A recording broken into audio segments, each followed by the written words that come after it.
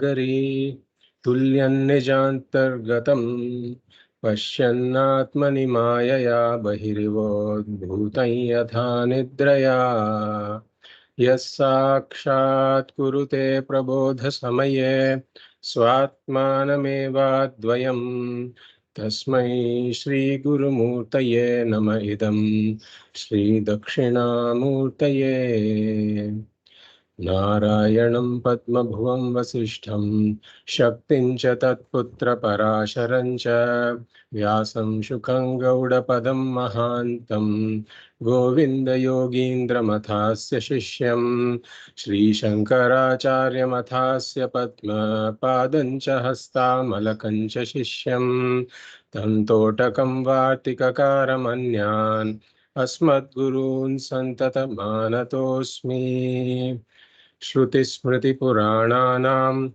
आलयं करुणालयं नमामि भगवत्पादं शङ्करं लोकशङ्करं शङ्करं शङ्कराचार्यं केशवं बादरायणं सूत्रभाष्यकृतौ वन्दे भगवन्तौ पुनः पुनः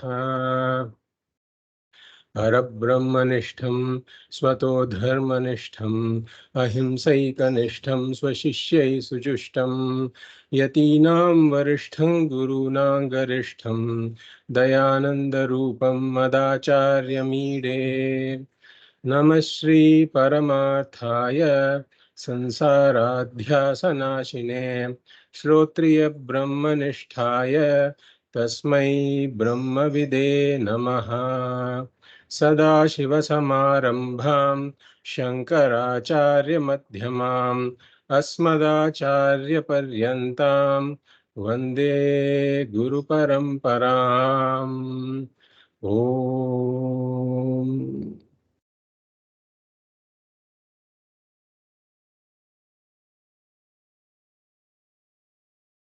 I welcome you all to the 17th class of the Fundamentals of Vedanta series. We have been looking into the question of how an adhikari becomes an adhikari. And we said that an adhikari has to meet three criteria. The first is being a mumukshuhu, the second is being a jigyasuhu, and the third is gaining a certain preparedness of mind. Therefore, in order to understand how an adhikari becomes an adhikari, we have to be clear about how the adhikari first becomes a mumukshuhu, then a jigyasuhu, and then how the adhikari gains the preparedness of mind. So how does the adhikari become a mumukshuhu? We said that the adhikari becomes a mumukshuhu by discovering the problem of samsaraha. And the discovery of the problem of samsaraha is the discovery that the struggle to gain purnatvam out of the first three purusharthas is never ending. This person who follows a lifestyle of karma yoga comes to discover that all the accomplishments in the field of the first three purusharthas are mixed with these three doshas, dukkham shritatvam, they are mixed with sorrow, atriptikaratvam, they leave me apurnaha, and bandhakatvam, they make me dependent on things of the world that are inherently unpredictable, uncontrollable, and unsustainable. When one comes to this point, one begins to ask that I have not been successful in gaining purnatvam through all of these pursuits. Is there any other way? And at that point, Veda Purva tells me that I have given you whatever I can. I have given you artha, kamaha, and dharmaha. And I have now brought you to this point where you are asking this question. At this point, I have done my job. And now you need to approach Vedanta, because what you are now seeking is moksha, which is outside my scope. So this is how one becomes a mumukshuhu, a seeker of moksha. And then how does one become a jigyasuhu? When this person approaches Vedanta, he is in for a shock. Because Vedanta tells him that the Purnatvam that you have been seeking is your very nature. You are Purnaha, and your seeking Purnatvam is as absurd as fire seeking heat, or sugar seeking sweetness, or the tenth man seeking the tenth man. The tenth man was already the tenth man, but he was just ignorant of his own nature. And that is what resulted in all his seeking and struggle. Similarly, Vedanta says your nature is Purnatvam, but because you are ignorant of your own nature, you have been seeking Purnatvam. And Vedanta points out that you don't know who you are. This I am is there. The Samanya Jnanam of I am is there. I know that I am, but the Vishesha Jnanam of who I am is not there. And then when the Samanya Jnanam is there, Vishesha Jnanam is not there. It is the ideal condition for making a mistake. A superimposition happens. Just as when I don't see a rope for what the rope really is, I mistake it for a snake. Similarly, on this I am that I don't know, I start superimposing all kinds of things and I end up saying I am Apurnaha. This I am Apurnaha is a superimposition on what the I am truly is that I don't know.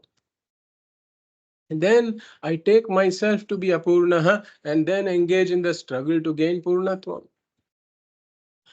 And naturally, none of these pursuits of Artha, Kamaha, and Dharmaha, they are all these involve action. And action is not inimical to ignorance, and therefore the self-ignorance remains intact. So no matter what I accomplish in the world, the self-ignorance remains intact, and therefore the superimposition also remains intact. The I am Apurnaha remains intact. So this is the explanation that Vedanta gives for what is going on. And when one really understands this, when one truly sees that the root cause of all my struggles is self ignorance, then one naturally becomes a seeker of knowledge because only knowledge is opposed to ignorance, only knowledge is inimical to ignorance, only knowledge can destroy ignorance. So, this is how one becomes a jigyasuhu. So, a mumukshuhu, then a jigyasuhu. Then there are some supplementary questions here. In this topic of how one becomes a Jigyasuhu itself, there are these additional questions that we are now exploring because one has become a seeker of knowledge. But then one still has some vague ideas about what this knowledge is and how to obtain it, etc. And that is why an inquiry into what is knowledge, what are the means of knowledge, which of those means of knowledge are applicable to Atmajnanam, to self-knowledge, and finally, what is the means of self-knowledge? All of this discussion becomes extremely important. As we said, that moksha is eka sadhana sadhyam. Moksha is attained only by one means, which is jnanam. And we said jnanam is also eka sadhana sadhyam. Jnanam is also attained only by one means, which is by the employment of a pramana. Pramakaranam, pramanam. The unique cause for the rise of prama, valid knowledge, is pramanam. And therefore, this discussion into pramana becomes very important.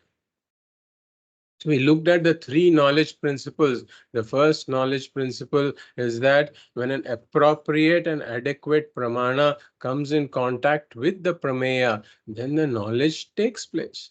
The pramana has to be appropriate for the object I am trying to gain the knowledge of. And similarly, the pramana's operation has to be adequate because if there are obstructions like dim light or cataract, etc., then they block the operation of the pramana. And when the conditions are met, then knowledge takes place. There is no will involved in this.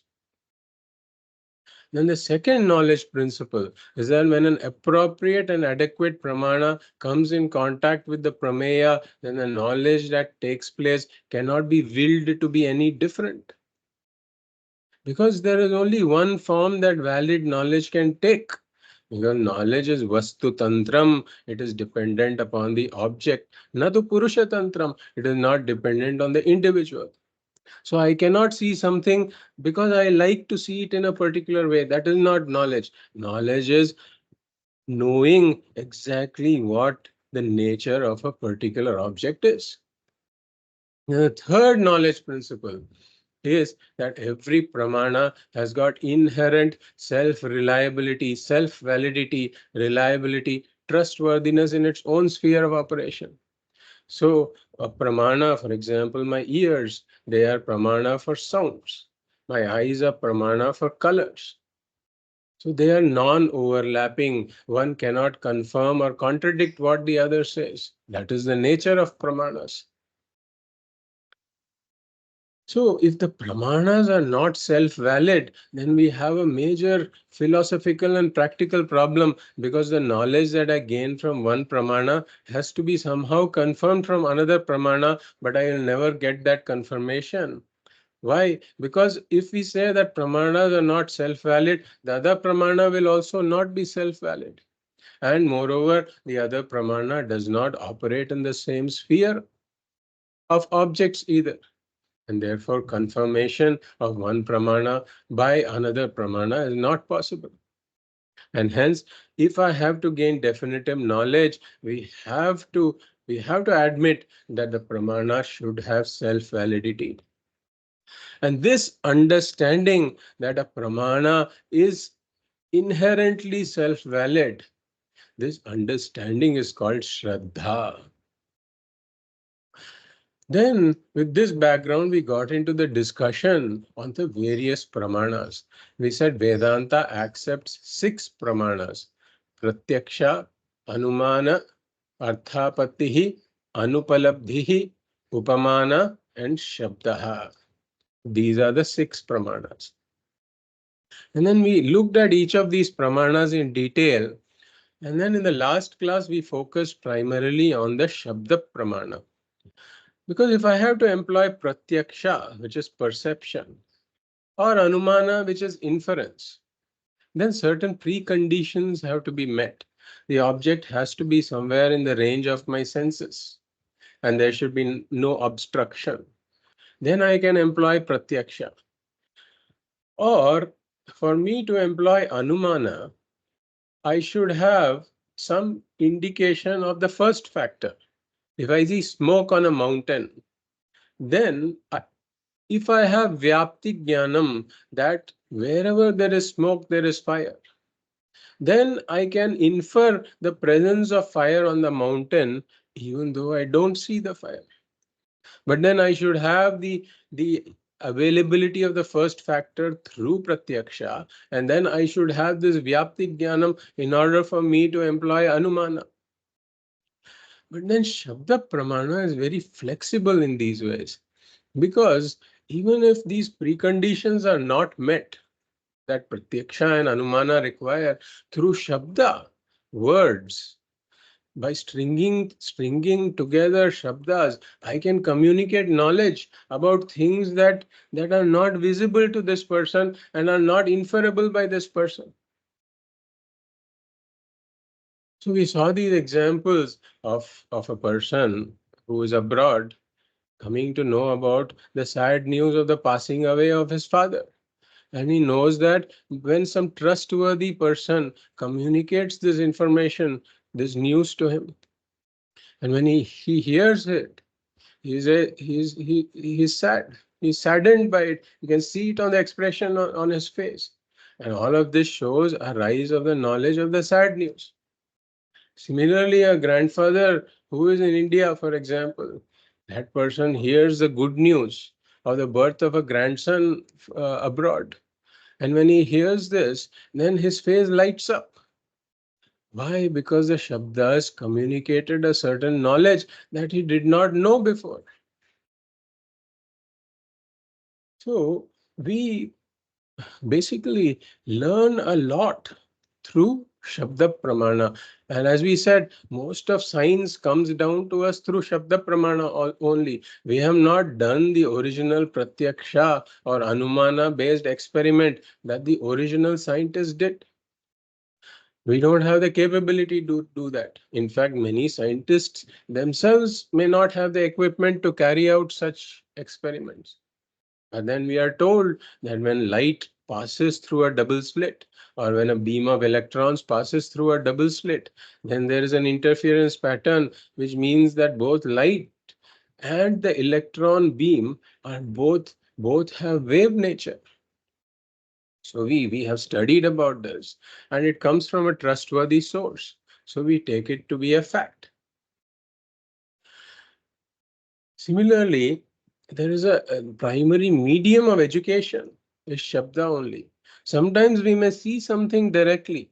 We may see an experiment or something happening, a phenomenon happening directly in front of our eyes, but we may not understand what it is until Shabda is brought in to explain what it is. For example, we may see this whole electrolysis happening in front of me where two electrodes are immersed in water and there are bubbles coming out. If one just sees it, one doesn't understand what is going on. It might seem like, somebody has created an equipment to manufacture bubbles. But then when somebody explains that you're getting hydrogen from here and oxygen from here, it is splitting water into its elements, then it gives a completely different perspective on what I am seeing. And similarly, day-to-day transactions. Our day-to-day transactions depend on Shabda. I read about an event in the newspaper and then I proceed to inquire about it and make bookings and even go to the event. How did all this happen? It started with Shabda. So Shabda plays a very important roles even in our transactional life. And we realize that this is so only when we reflect upon it. Now, we said that the basic unit for Shabda Pramana is this Vakya or sentence. A sentence is basically a set of words strung together, and the words have got their meanings. So, what a sentence is expressing is a relationship between the meanings of the words. It's a relationship between the meanings of the words. And when that relationship between the meanings of the words that is communicated by the sentence, when it is not contradicted by any other pramana, then we say that this is a Shabda Pramana. So, we for example, understand the meaning of neck, your necklace missing. These four words, I know the meanings. But then how these words are communicated, how these words are strung together, we intersperse like prepositions that connect these words. So that is very important. If I say missing necklace, your neck, okay, then nobody will really understand what I'm talking about. It may be that the necklace on your neck is missing. That is one possible way. Or the missing necklace is on your neck. So the same words, based on the prepositions, they change the relationships of how these words are connected and they communicate something entirely different. And when this person hears the missing necklace is on your neck, this person says, this is something I messed up. I did not know. And I was searching for it all over the place. It results in a certain increment in knowledge. So now we got into this question of what is the scope of the Shabda Pramana. So we said that Shabda can communicate everything that Pratyaksha and Anumana can. The fire on the hill can be directly seen, in which case it is Pratyaksha, or the fire on the hill can be inferred by the presence of smoke, in which case it is Anumana. Or somebody is informed on the about the fire on the hill through words. Like we said, the fire department mostly knows about fires through words, through Shabda. But then there is a certain areas where only Shabdas can communicate it. For example, the thoughts of a person, the feelings of a person, the dream of a person. where a person is having pain in the body, what kind of pain it is. All that only Shabda can communicate. But this person who is communicating it comes to know about the situation through pratyaksha, through sakshi pratyaksha, as we discussed, through witness perception. This person knows about the internal state of the body or the mind, and then is able to communicate it. So we say that whatever words a person authors, a person originates, they all are called Laukika Shabda. Laukika Shabda. Why so? Because these Laukika Shabdas are the ones that are strung together based on knowledge gained from one of the other five pramanas. Pratyaksha, Anumana, etc. Once knowledge is gained through that, then the Shabdas are constructed to communicate that knowledge. So Laukika Shabdas are basically carriers of knowledge that has been gained through the other pramanas. Now we got into this question of which of these pramanas are relevant for Atma Jnanam. And then we said that this Atma, I, this is called Drik, the seer, the observer, the perceiver. So when we take this Atma to be a perceiver, when this I is associated with the body, mind, etc., it becomes this perceiver. We will discuss all this later. This is called the Upadhi. So when the or Visheshanam, right? We will discuss this later. This body mind is when it's associated with Atma, then it becomes this perceiver, the seer. And the seer is always separate from the seen, the drishyam. So there is the drik and the drishyam, the subject and the object, the seer and the seen, the observer and the observed. And then we formulated two Vedantic principles. One is that the seer is always separate from the seen. This is the first point. And second, any attribute that is observed belongs to the seen, never to the seer.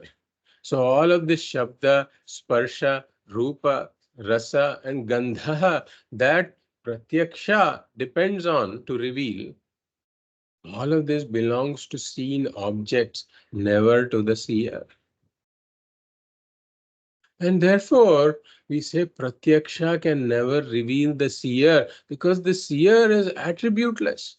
The seer doesn't have any of these attributes of Shabda, Sparsha, Rupa, Rasa and Gandha, and therefore Pratyaksha is incapable of revealing the Drik, the seer.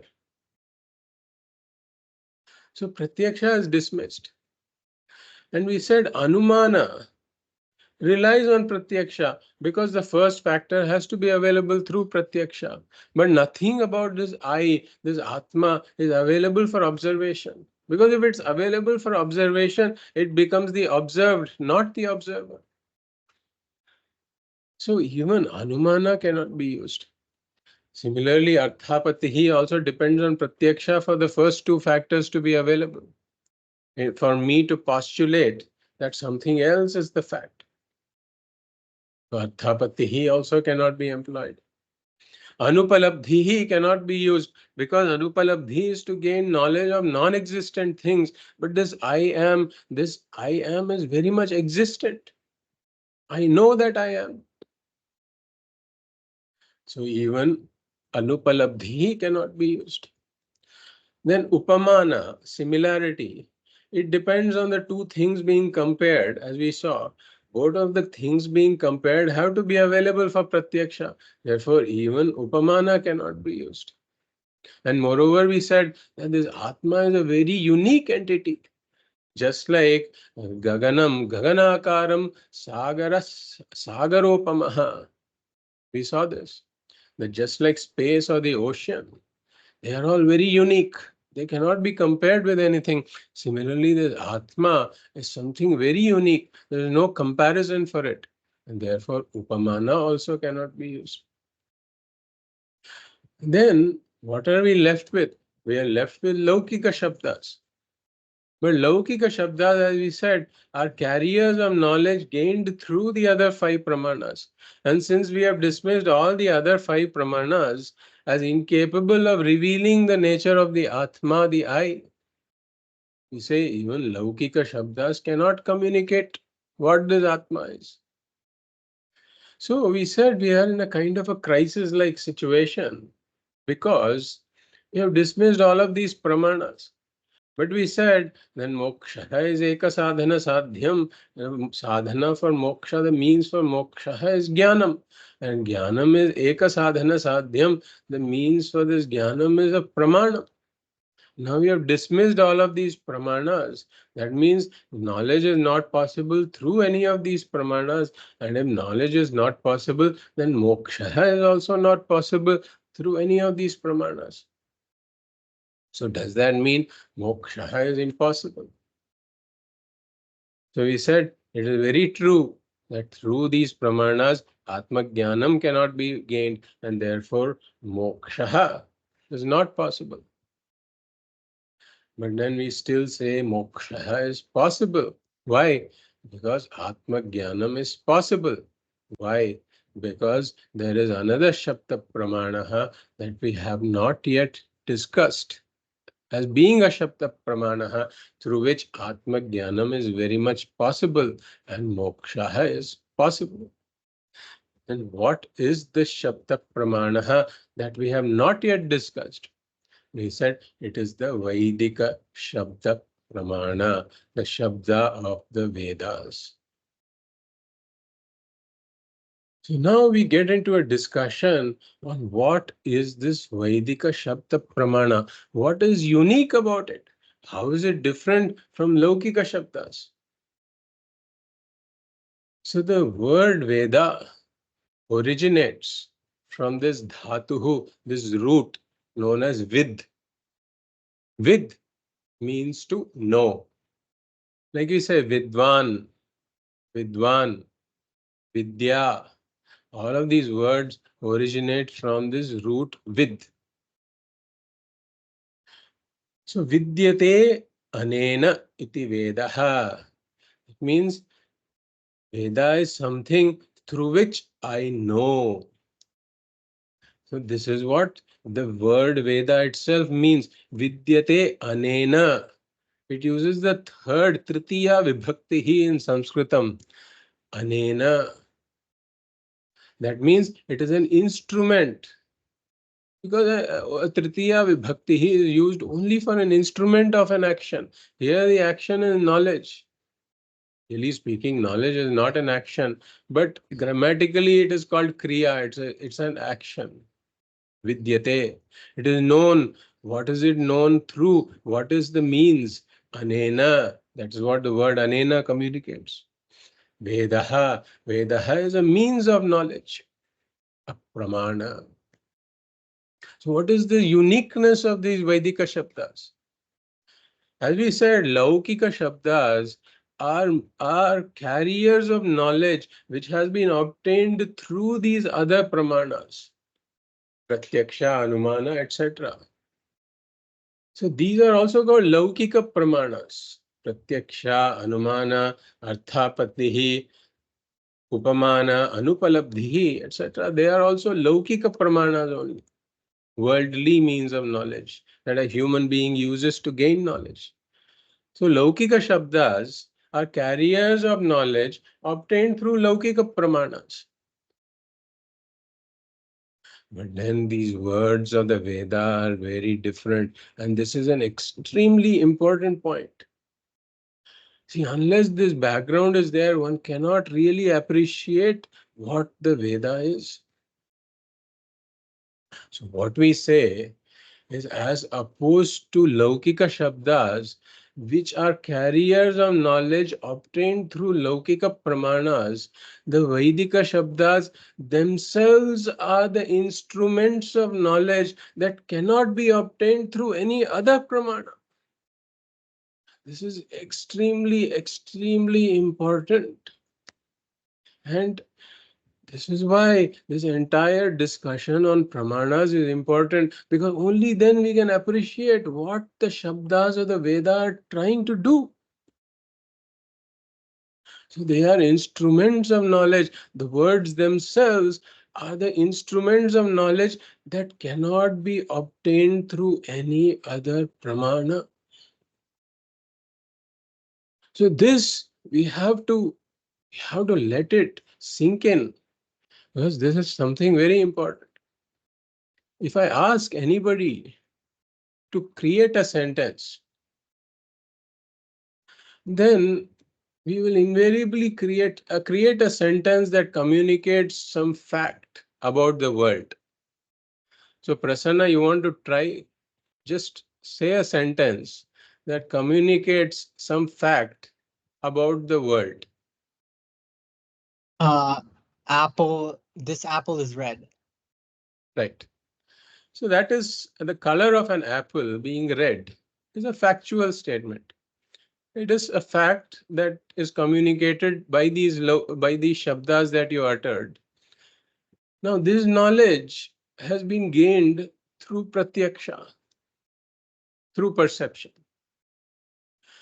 So invariably, any sentence that a human being creates, that a human being feels is a factual sentence, it is all gained through laukika pramanas only. But then these Vaidika Shabdas are not like this. They are not communicating something that was gained through the other pramanas. The Shabdas themselves are the instruments that are this knowledge. The understanding of the meanings of these Shabdas result in a certain knowledge that cannot be gained through any of the other pramanas. So it is a very unique source of knowledge that I cannot gain by any other means. And that is why there's a great acharya called Sayanacharya. And he has written a commentary on the Vedas, a commentary on the entire Vedas. And he is considered to be in very high regard, the commentary and the acharya. So Sayanacharya defines the Veda. And it's a very, very interesting definition. He says, Pratyakshena Pratyakshena va yastu payo na buddhyate enam vidanti vedena tasmat vedasya vedata. So pratyakshena va yastu payo na buddhyate enam vidanti vedena tasmat vedasya vedata. So this is basically a summary of the entire discussion on pramanas we have had. He has packaged it in a single shloka, basically. What he says is pratyakshena, through pratyaksha, anumityava. Anumiti is a paryaya shabda, a synonym for anumana. So anumitya is anumanena. So pratyakshena va, anumanena va. Through pratyaksha or anumana, etc. Yastu payo na buddhyate, that which cannot be known. Enam vidanti vedena, this is that which cannot be known through pratyaksha, anumana, etc. Enam vidanti vedena. The Veda is the means. Vedena, again the Tritiya Vibhakti is there. Through the Veda, such things can be known which cannot be known through pratyaksha, anumana, etc. He says, Tasmat Vedasya Vedata. This is why the Veda is the Veda. So, if one doesn't understand pramanas, if one doesn't have this background of pramanas, one cannot understand what the Veda is. And that is why we are spending a lot of time on this topic, so that we understand what the role of the Veda in our life is. So now the next question, naturally, when we hear some words, the question is, who is the author? Who is the author of a certain set of words?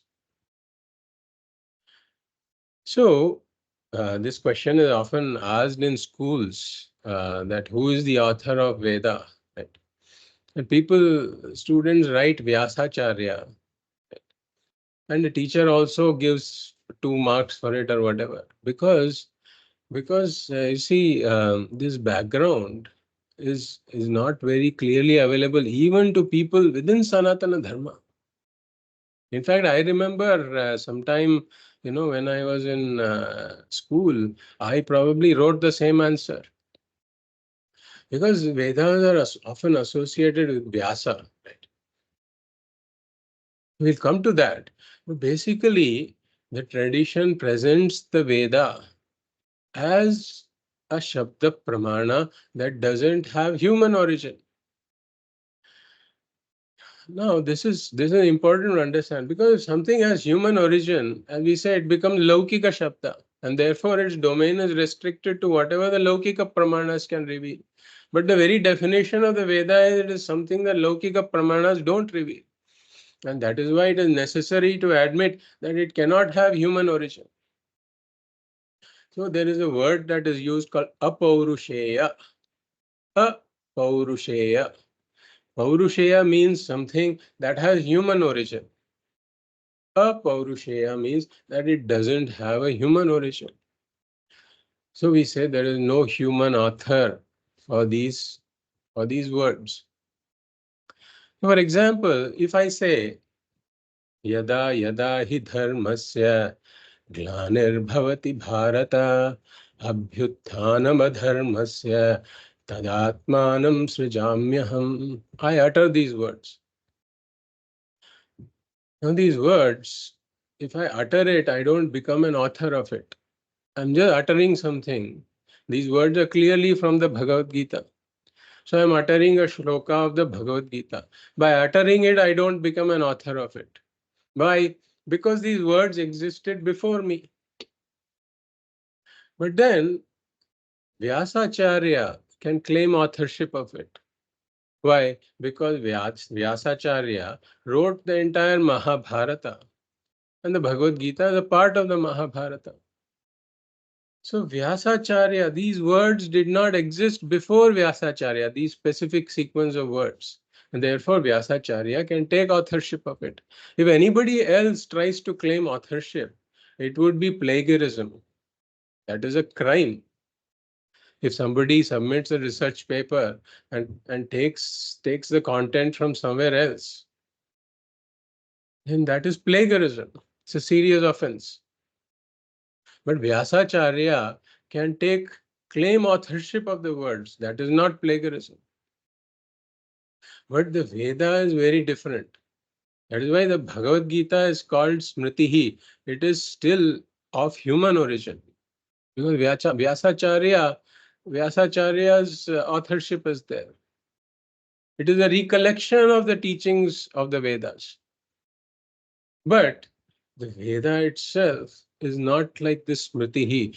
It doesn't, its authorship to any human being cannot be traced. Because whoever uttered the Veda was there before this person. In fact, the only way to learn the Veda is to go to a guru.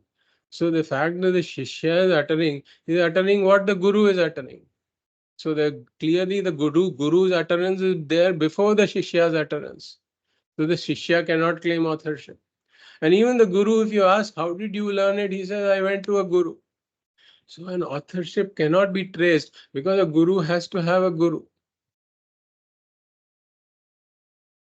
So it is something like, then there is a question of how this could have come about, and we will look into that. But let us take the example of a dream. And sometimes if some chants or something we have learnt in the waking state, sometimes in the dream we start to utter that. In fact, this has happened to me that sometimes in the dream I have done some Sandhya Vandanam, thinking that I have awakened and I started to do my Sandhya Vandanam in the dream. So now that dream individual did not learn this in the dream world. Dream individual did not learn this chant in the dream world. But then these chants were there with the waker. That is why they could appear in the dream. So we say that the Vedas are also something very similar. We will look into this aspect. But we say that then did Ishvara, can Ishvara be said to have created the Vedas? So Vedanta doesn't even accept that Ishvara is the author of the Vedas. In fact, the Naiyayikas take Ishvara to be the author of the Vedas. But Vedanta doesn't accept that. Vedanta says that these words existed in Ishvara from the previous Srishti. And then they are just brought out in the next Srishti also. The next creation also, these words just emerged. They were just resident, just as these five elements, this entire sun, moon, etc. All of this emerged from Ishvara. Similarly, these words also emerged. So even Ishvara is not admitted as being an author of the Vedas. So being Apaurusheya, we say that these words of the Vedas, the Shabda Pramana of the Vedas, they are faultless, nirdushtaha. A human being's word, Laukika Shabdas, they are from the Laukika Pramanas, so their range is limited. And therefore, they have the fault of being limited in some ways. They can express only those that knowledge that can be gained through the Laukika Pramanas. And similarly, a human being is also tainted with some kind of ignorance. So those words also become carriers of the same ignorance. But these words of the Vedas, being apaurushaya, they are not limited by the limitation of the pramanas, nor are they limited by the ignorance of a human being. And that is why we say that it is a nirdushta pramana. It is a faultless pramana. So now the question is, how did we arrive at these words? So the explanation that is given is something like the radio waves. The radio waves are there all around us.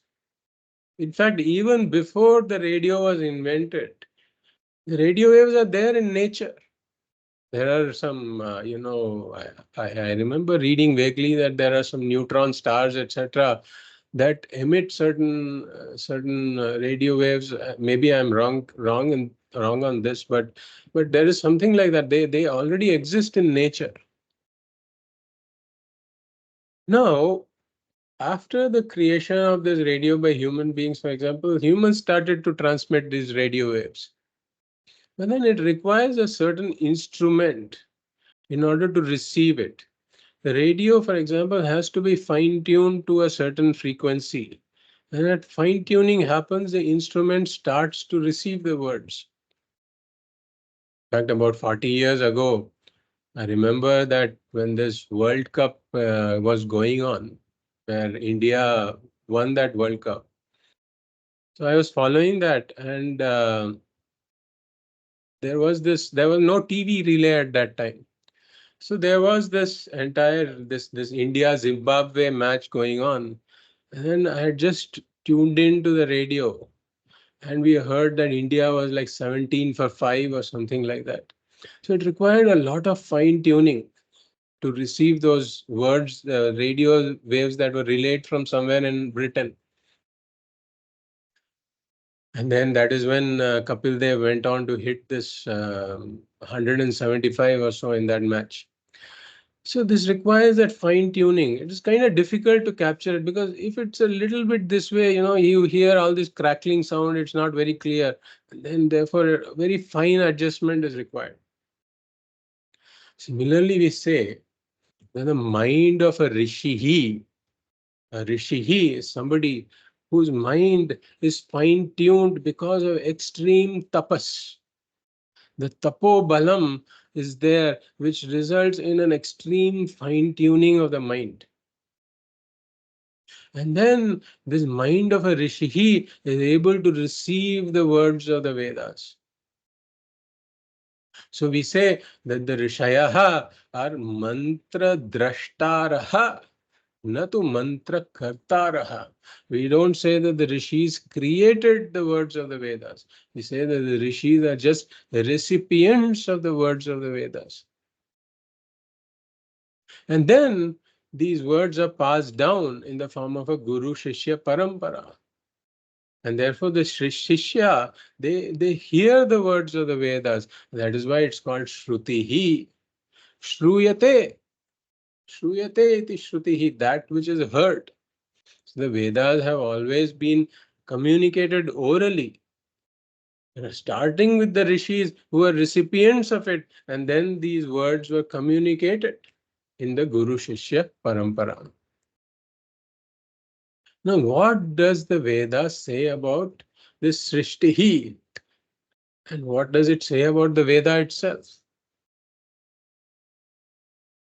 So, the Vedas say that this entire creation, sustenance, and dissolution, it is a cyclic process. So, this is something that the scientists can never arrive at. Because if you ask the scientist what was before the Big Bang, the scientist has no answer to it. In fact, they say it is a singularity and all the laws of physics break down at that point. They don't know what was there. Why? Because their primary means of knowledge is the Laukika Pramanas. Whereas the Veda is able to go beyond this and tell us about things that are not accessible through these Pramanas. So the Veda clearly asserts that this is a cyclic process. Srishtihi, Sthitihi, Layaha or Pralayaha. This is a cyclic process. It just keeps on repeating, keeps on repeating. It's a very long lasting between the Srishtihi and Layaha. It's extremely long lasting. But then it is cyclic. What was there before the Srishtihi? There was Layaha. The previous Layaha was there. And then what was before that Layaha? The previous Srishti was there. What was before that? The previous Layaha was there, and so on. When was the first Srishti? Say, there never was a first Srishti. There never was. This has always been the case. This we come to know through the Veda. And then what is eternal in all this? Vedas say it is Brahman. Brahman is changelessly Nityam, changelessly eternal. Brahman is still changelessly still when the entire process of Srishtihi, Sthitihi, Layaha is going on. Brahman is unchanged. Brahman is eternal, eternally there. This Srishtihi comes and goes. But Brahman is eternally there. We say that this Brahman has got Paramarthika Nityatvam. It is eternally, absolute eternity. Absolutely eternal. Brahman is absolutely eternal. Then, what about this Srishtihi and the Vedas? We say they have Pravaha Nityatvam. So Brahman is Paramarthika Nityatvam. It is eternally, it is absolutely eternal. But this Srishtihi, etc., and the Vedas themselves, they have Pravaha Nityatvam, meaning they are an eternal flow. They eternally arrive and depart. For example, a river. Let's take the example of a river that is flowing. So it is eternally arriving and departing. So this entire Srishtihi is like that. And the Vedas are also like that. So what happens to the Vedas? Once the Srishti emerges, the Vedas also emerge. So that is like, for example, a pot is there in a dark room. And then it's not visible. I throw some light. Then the already existent pot just becomes visible. The pot was already there. So for a period of time, it is visible as long as I throw the light on it. Then I switch the light off, the pot becomes invisible again. But did it become non-existent? No, the pot is still there. So similarly, we say that the Vedas, they were already there prior to the Srishti in some unmanifest form. They just become manifest along with the Srishti. How do they become manifest? Through the rishis. They become manifest. And then when this entire creation dissolves, they become unmanifest. So the fact that they become unmanifest doesn't mean they become non-existent. They are still very much there to be revealed in the next Srishti through some rishi. So this entire creation emerges from Brahman. And the Vedas say that the Vedas also effortlessly emerge out of Brahman. In fact, they are compared to be the breath, like the breath of Ishvara. See, our breathing happens very effortlessly. It's an involuntary action. We don't even have to think about breathing. It just goes on. So similarly, the breath, as the breath of of Ishvara, as a breath of a human being, emerges effortlessly. Similarly, during Srishti, the Vedas emerge like this breath of this great being. It is said, Asya Mahato Bhutasya, Asya Mahato Bhutasya Nishwasitam Etad. It is said of this great being, Asya Mahato Bhutasya, of this great being who is the Ishvara. It is like his breathing. It is breathed out by Ishvara effortlessly. So this is what the Vedas say about the Srishti and about the Vedas themselves. Then what are they a pramana for? What is the subject matter of the Shabda Pramana? That is the Veda. So we have looked at this before. We looked at this sentence before in the context of Dharma Purushartha, and we will revisit that sentence because we have discussed quite a bit on the Pramanas, etc. So we should be able to see this sentence in a new light now. So we said Dharma Brahma, Dharma Brahma Pratipadakam Apaurusheya Pramana Vakyam Veda. Dharma Brahma Pratipadakam Apaurushaya Pramana Vakyam Vedaha. So this is a sentence we had visited at that point, if you recall. So what is the Vedaha? Veda Vakyam. It is a Vakyam. It is a set of words strung together. What do they accomplish? It is a Pramana Vakyam. It is a Shabda Pramana. What kind of Shabda Pramana? Apaurusheyam. It is not of human origin. Apaurusheyam. And then what does this communicate? What does this Shabda Pramana communicate? It communicates two things, knowledge about two things, Dharma and Brahman. Dharma, Brahma, Pratipadakam, Apaurushaya Pramana-vakyam Vedaha. Dharma Brahma Pratipadakam. It teaches me about Dharma and it teaches me about Brahman. So when we discussed the Purusharthas, we said that the entire materialistic world is just after these two Purusharthas of Artha and Kamaha. We said that these other two Purusharthas of Dharma and Moksha are known only through the Veda. That is why it's Dharma Brahma Pratipadakam. It teaches me about Dharma Purushartha and it teaches me about Moksha Purushartha. So it teaches me about various means and ends in the field of dharma and moksha that are impossible to know through artha and kama and through through the other pramanas. And basically through the other pramanas I know artha and kama only, but it teaches me something more than what the other pramanas can tell me. It teaches me about dharma and moksha. That is why we call this the Shastram. Shasanat trayate iti Shastram. It commands me and protects me. If you recall, we discussed this in the context of Dharma Purushartha. It commands me and protects me.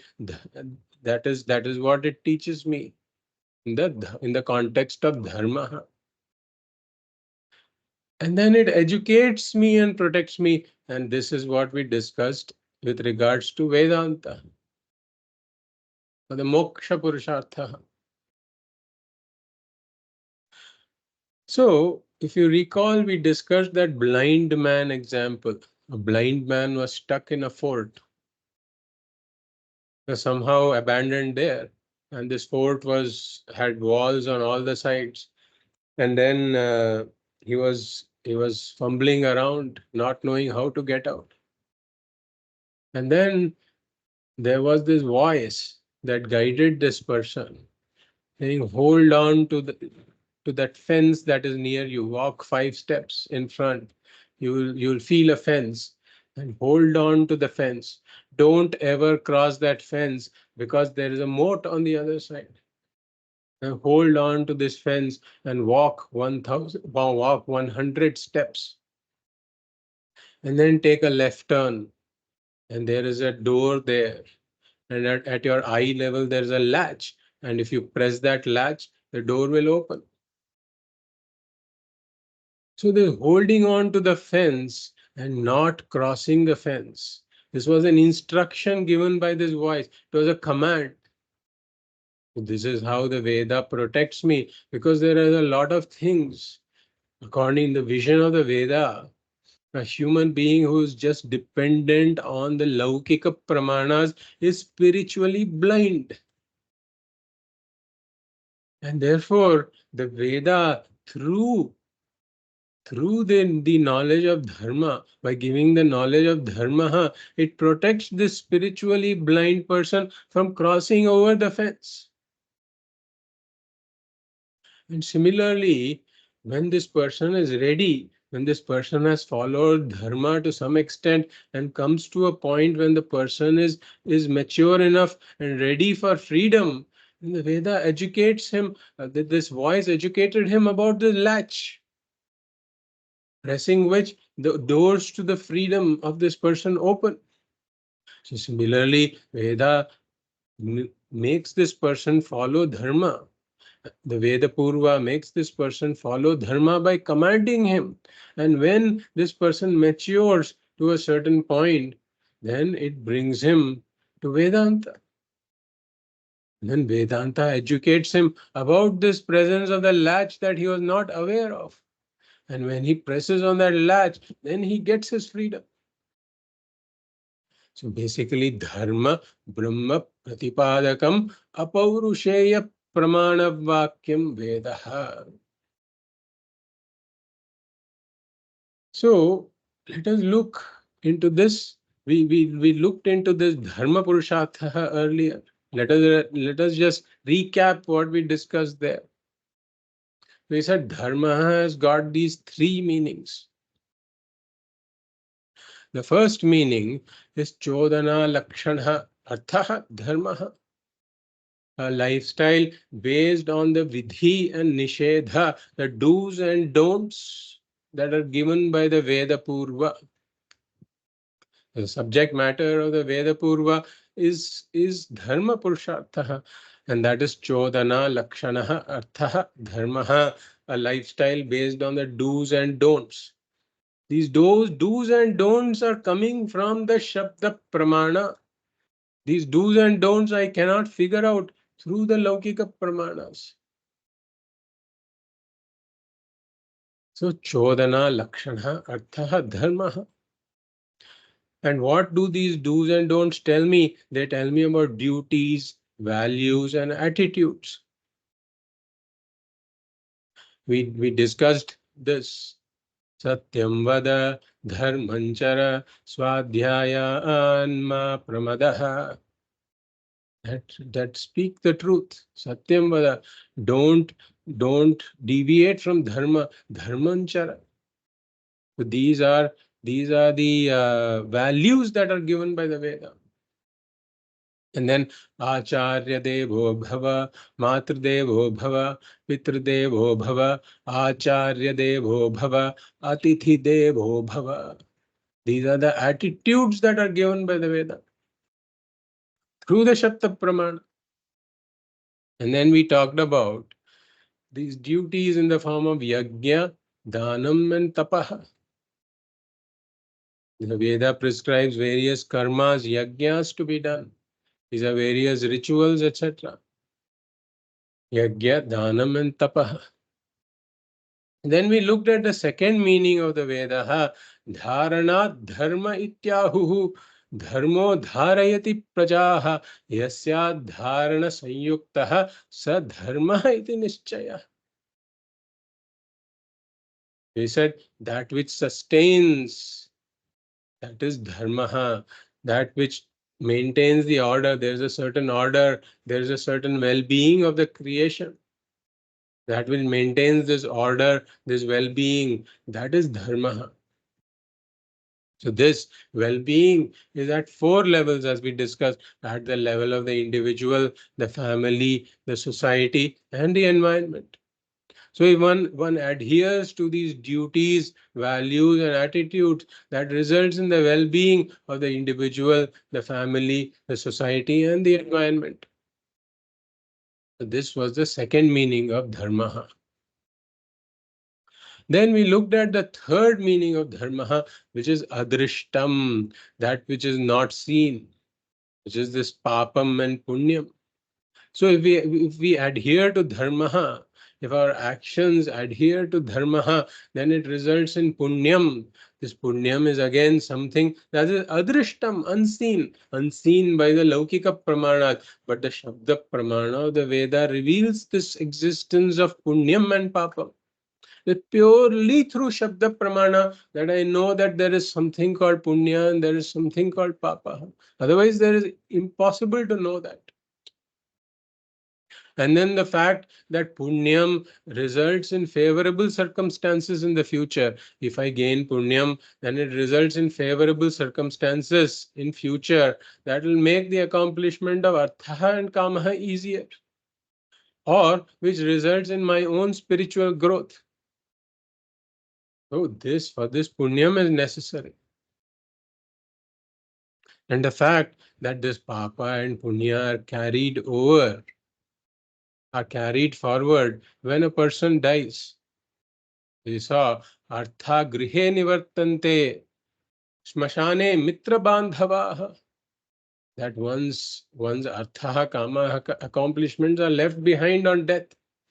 And the relatives, they come up to the funeral ground, the cremation ground.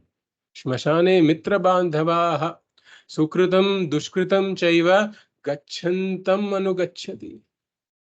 Only the papa and punya, they follow this person after death. So this entire thing, these three meanings of dharma, this is what the Shabda Pramana of the Veda is telling me. It's communicating me, it's telling me knowledge. It's communicating knowledge that is in this field of dharma.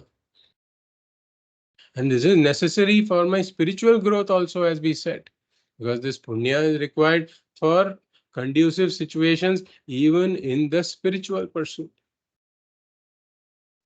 And the Veda commands that the artha and kamaha pursuits should subserve dharma. Why? Because only then there can be well-being at all of these four levels of the individual, family, society, and the environment. So, there is a lot more to discuss here in terms of of the Veda Purva and the Shabda Pramana is and how that works, what it communicates, etc. And then we will come to the Shabda Pramana of Vedanta in the next class. So with this, I will conclude here. Om Purnamadah Purnamidam Purnat Purnamudachyate Purnasya Purnamadaya Purnameva Vashishyate. Om Shanti Shanti Shanti. Hari Om Shri Gurubhyo Namaha. Hari Om. So any comments or questions on what we have discussed? It's very revealing to know, the sequence and the logical, way we came to this step where Vedas are a pramana, a Shabda pramana, and it's not like blind faith, but there is a logical sequence to that. It's very, very revealing. I mean, very mind blowing to understand. Yes. And it increases the Shraddha on this whole concept, and we can. Right. It reinforces at very fundamental level. Thank you. Yes. And Yes. we are very, very lucky to have this, and to go to have an opportunity to Yes. listen to Yes. you. In fact, what you just described is exactly what I also felt when the first time I heard about this entire discussion on pramanas, which was, remember, this was about 20, 24, actually more than that, about 25 years ago, when I first got a set of 3 cassettes by Pujya Swamiji, my Parama Guru, who talked about, the topic was this Pramana Prameya Vichara. And in those 3 cassettes, just 3 hours, he had gotten into this entire area. And this entire thing was was an eye opener. I had never earlier thought about the Vedas and Vedanta in this way. And that was a key turning point in my own sadhana about how I approached the entire thing, especially Vedanta. When we come to it, we will discuss that part also. So what you say is exactly what I also felt when I heard about this. Thank you.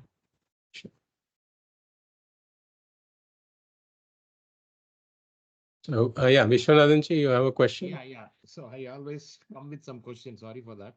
Yeah. Your questions are always, interesting and very welcome. Sure.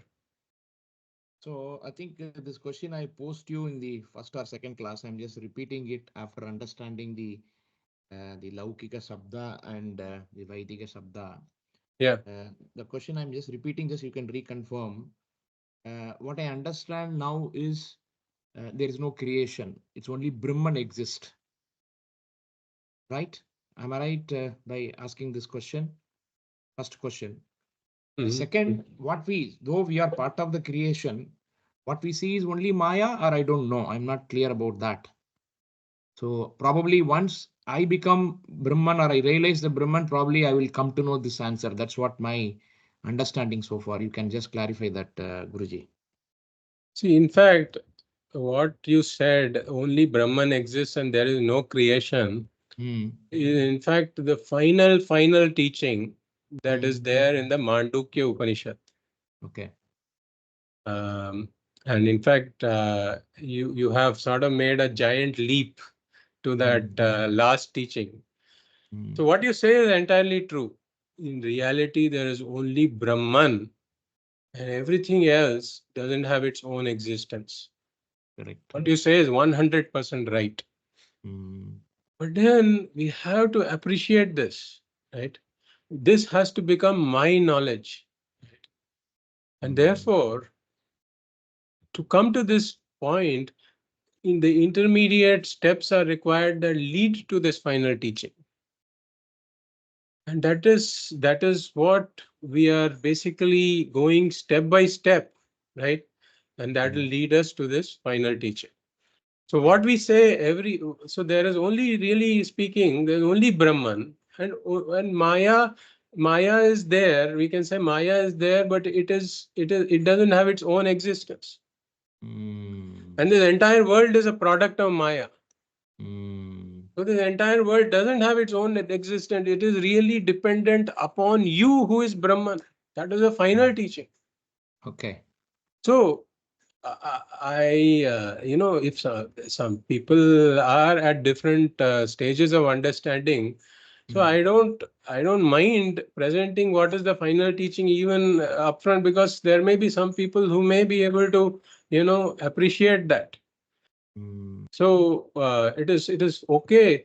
But then, this is mind-boggling that the entire world is dependent upon me.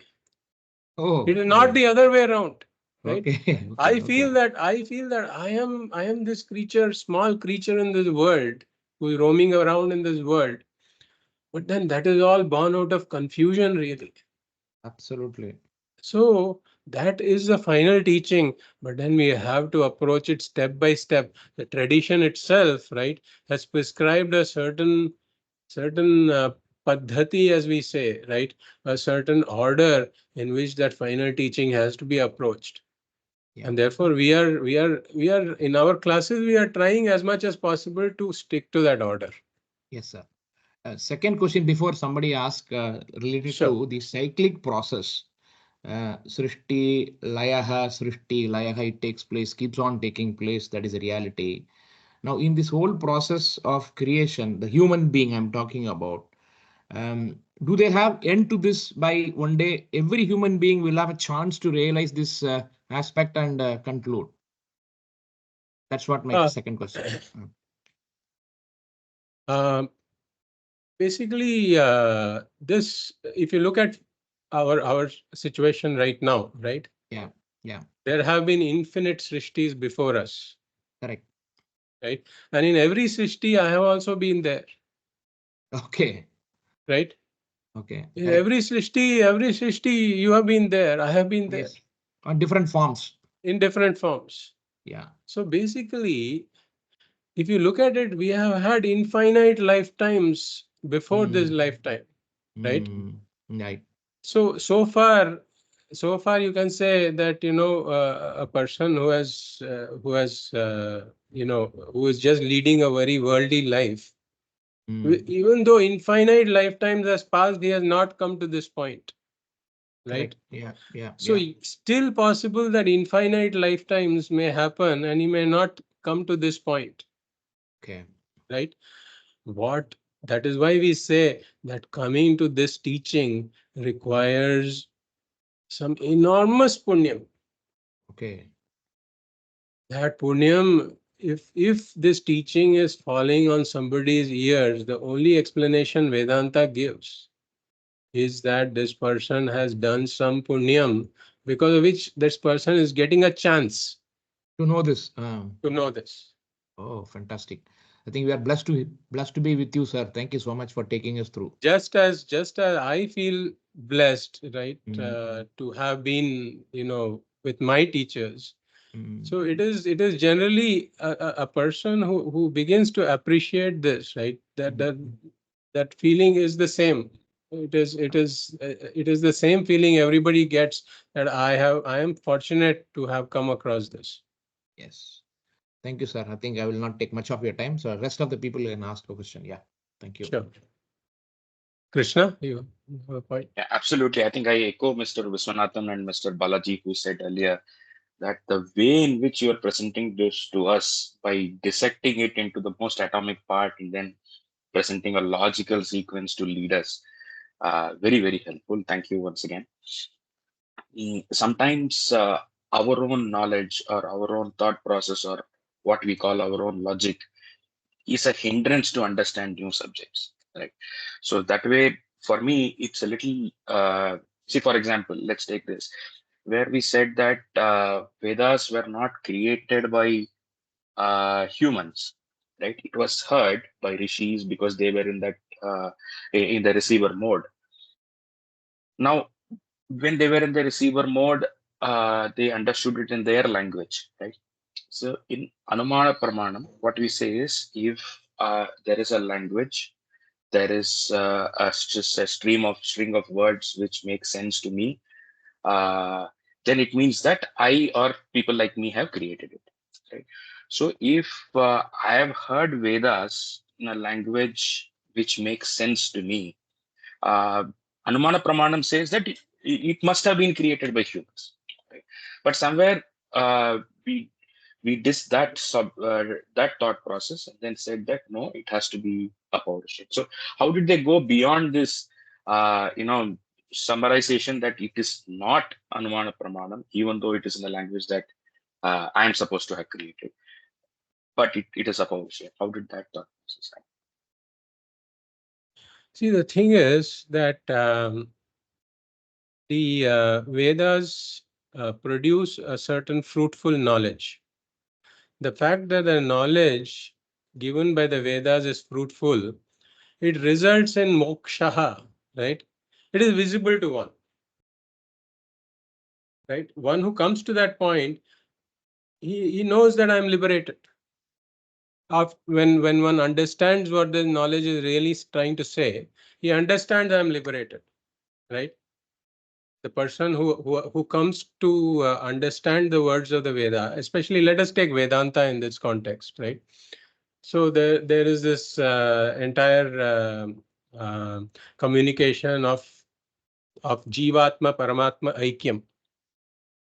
When one gets that, one knows I am liberated.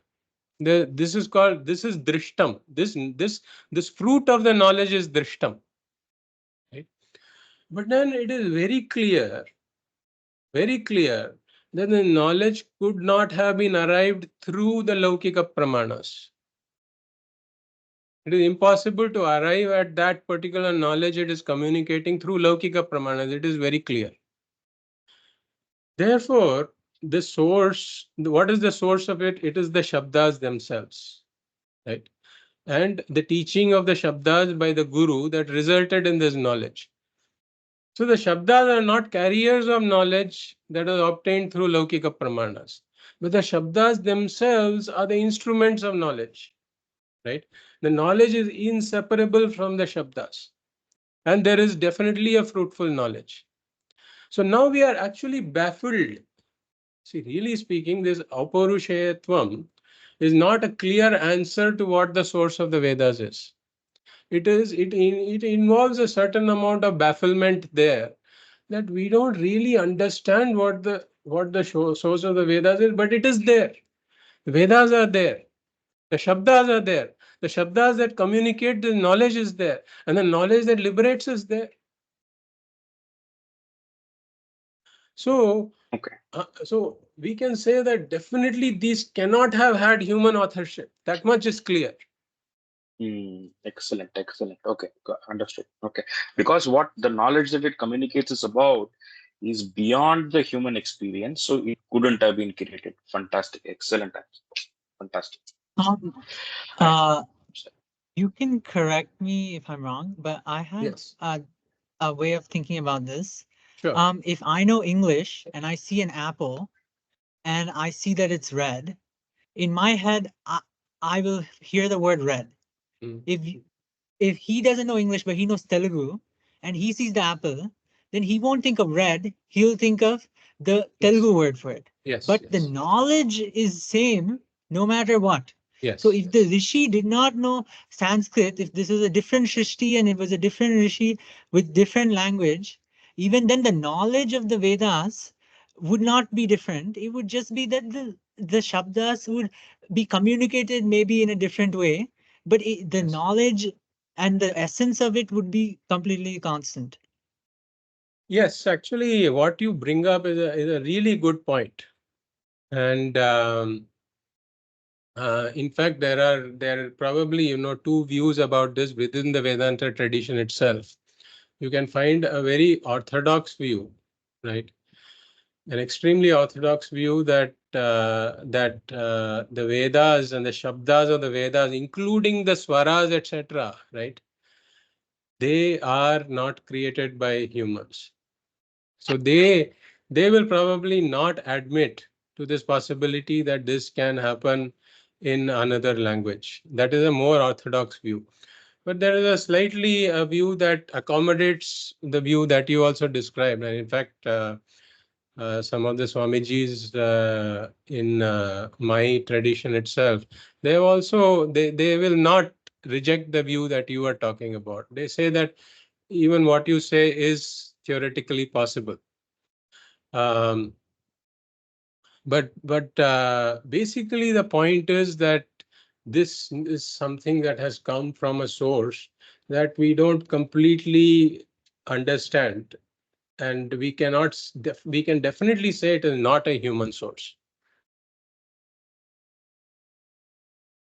Okay, that clarity is wonderful. Thank you. I have a second question. Yeah. To understand that the cycle keeps happening, but it always existed, right? I mean, the Shrishti comes and goes, but the Brahman always existed. So we understand that Shrishti is not a standalone thing; it comes and goes. But there is something more fundamental, which is Brahman, which was always present. So now, at this point, should we not shift our inquiry to then how did this Brahman get created? Right? Our first inquiry was how did this universe get created? Yes. We went into the singularity, the Big Bang, and before that the singularity. But then now we know Brahman has existed before this. So how did Brahman get created? So Brahman, is there any? Yes, that's a very clear answer for that. Brahman was never created. Brahman has always been there. In fact, it is impossible to destroy Brahman, right?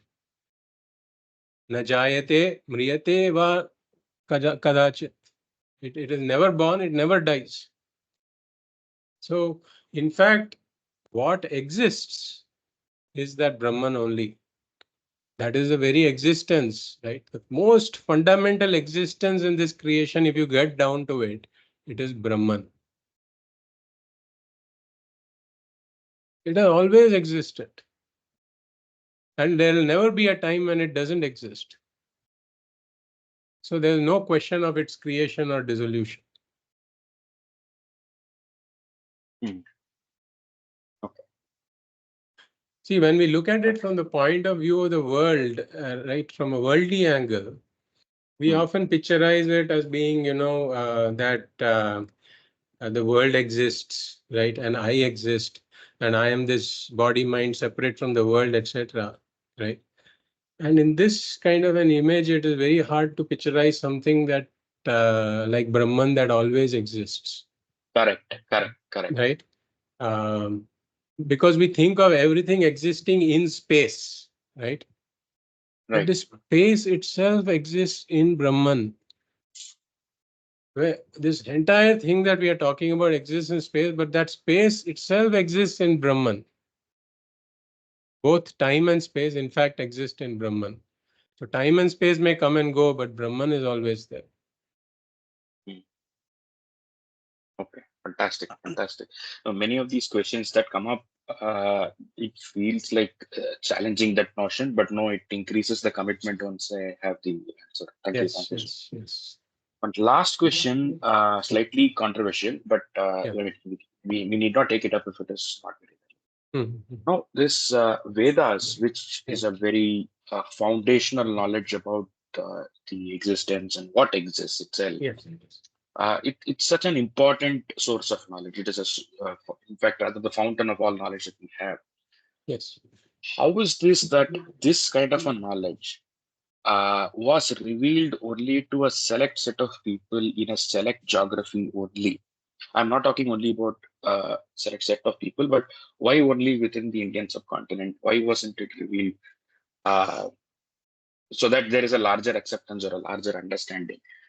Is it because that this knowledge, I mean, like you have answered this in various ways earlier also, because you need to have a set of mind, a frame of mind, or a certain preparedness of the mind to receive. Was it just coincidence that only those set of people in this geography had that preparedness of mind, and they did not, they are not present anywhere else in the world? Is it something like that, or? Well, I think, yes, you can basically ask a similar question why was relativity revealed only to Einstein? Right. Super. Correct. So, Logical question. Correct. So basically, the fact that the West has made more progress in science, that is because they delved a lot into the world of matter, right? But here we have had a tradition of delving into oneself, right? There has been a tradition of tapas. It has not been a materialistic society. And really, it's a sort of a cyclical argument because it has not been a materialistic society primarily because Vedas were there. It is not Yes. that, the Vedas were revealed because it is not a materialistic society. So finally, it is some karmas that make this particular bhumi a kind of a punya bhumi that we say, right? That there have been, we can only assign it to past karmas. But even though the Vedas were revealed only to rishis in this particular subcontinent, we say that it is not a property of this subcontinent only. This has knowledge that is relevant to everybody. So we would want to share it with everybody. We have no problem with it, right? So just like, so it is a kind of a world heritage. Just like, some things beyond a point, they become a world heritage, like the Egyptian pyramids. If somebody was to go and demolish that to build an apartment complex, it is not just a concern for the Egyptians, the whole world will revolt against that idea, saying that this is a very important historical heritage and you should not do this. Similarly, the Vedas are not something that is a property of Indians. Maybe the people in the Indian subcontinent, they have been safekeepers of it, of their knowledge by really, passing it down, preserving it, etc. But they have not been the sole, they are not the owners of it and intended to be the sole beneficiaries of it. Thank you. Thank you. Very, very convincing. Thank you. I want to make a small comment on Sri Yeah. Krishna's the second question about Brahman. So I was thinking that, it's like the infinity that we deal in mathematics, that we don't define an exact number. It's just a symbol, Concept. which, a concept which talks of, which we symbolize in the undefined thing into a finite symbol, but actually it is not defined. Similarly, Brahman also we can assume that it is at this point of time, it is not defined to us because we haven't seen that yet, but we can still put that symbol there and continue the progress until we are able to define it or get into it. But Perfect. yes, Perfect. I mean, excellent point. Yes. We Perfect. don't know the details of it, but we have the samanya jnanam. We don't have the vishesha jnanam. That is there, this I that I'm talking about every time, right? It is not that I don't know it at all. I know that I am there, but I don't know who I am. That is the problem. So really speaking, Vedanta will reveal that the I is the Brahman. And so it is not an entirely unknown thing. It is known in the form of this I, but what this I is not known. Right. It's helpful to think until we get there. Yeah, correct. Super. Wonderful. Excellent class today. Thank you. Thank you so much. We'll conclude. Hari. Hari. Hari Om. Hari Om. Hari Om. Padmanabhan. Hari Om. Hari Om. Hari Om, sir. Hari Om. Also to be part of this program. Hari. Hari Om. Hari Om, sir. Hari Om. Hari Om.